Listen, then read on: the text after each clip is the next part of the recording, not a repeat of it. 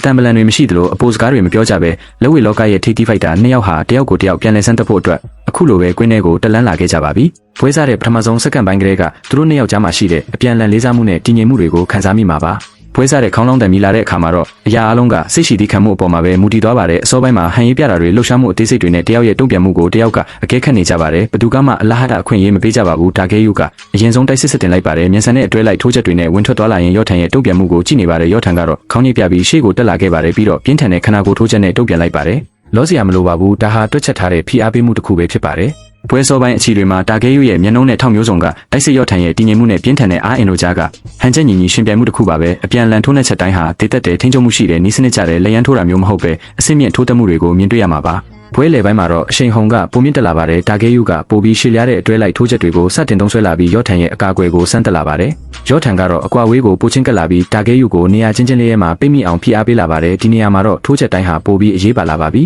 သူတို့နှစ်ယောက်အနီးကပ်ရှင်ပြန်လာကြပါတယ်တိုးတောင်းနေပြတ်သားတဲ့ပြီးတော့ပြင်းထန်တဲ့ရိုက်ခတ်တံတွေကိုအတိုင်းသားကြားနေရပေမဲ့ဘယ်သူကမှနောက်ဆုံးမသွားပါဘူးဒီနေရာမှာအပိုလုပ်ပြတာမျိုးမရှိပဲတည်ငြိမ်တဲ့အပြန်လန်လေးစားမှုနဲ့အတူအာယုံစုဆိုင်ပြီးထိုးတက်နေကြတာပါပွဲနောက်ပိုင်းအခြေတွေမှာလည်းနှစ်ယောက်စလုံးကတွက်လက်နေစေပါတာဂဲယူကစီးချက်ချက်လှုပ်ရှားရင်တိုက်စစ်ဆင်နေတယ်လို့ရော့ထန်ကလည်းဖိအားပေးရင်တုံ့ပြန်ချက်တိုင်းကိုအကောင်းဆုံးရှင်ပြိုင်နေပါတယ်နောက်ဆုံးအခြေတွေမှာတော့သူတို့နှစ်ယောက်ဟာကျိုးဝိုင်းလယ်မှာဆုံတွေ့ပြီးတေတက်ပြတ်သားတဲ့လက်တီးချက်တွေကိုအစွမ်းကုန်ထုတ်သုံးလိုက်ပါတယ်နောက်ဆုံးခေါင်းလောင်းတံမြည်တဲ့အထိရိုးသားပြီးပြင်းထန်တဲ့ရှင်ပြိုင်မှုပါပဲပွဲပြီးမှာတော့ရော့ထန်တဲ့တာဂဲယူတို့ဟာစွမ်းရည်တမန်မှုနဲ့စစ်မှန်တဲ့ကိုခံပညာရှင်စိတ်ဓာတ်တွေကိုအစအဆုံးအကောင်းဆုံးတင်ဆက်ပြသသွားခဲ့ကြပါတယ်တင်တို့ရောတာဂဲယူနဲ့ရော့ထန်ဘသူ့ကိုအားပေးလဲဆိုတာမှတ်မှာပြောသွားကြပါအောင်နော်ရော့ထန်ရှုံးနေမှုကတရားတယ်လို့ထင်လားဆိုတာလည်းအမြင်လေးပြောသွားကြပါအောင်နော်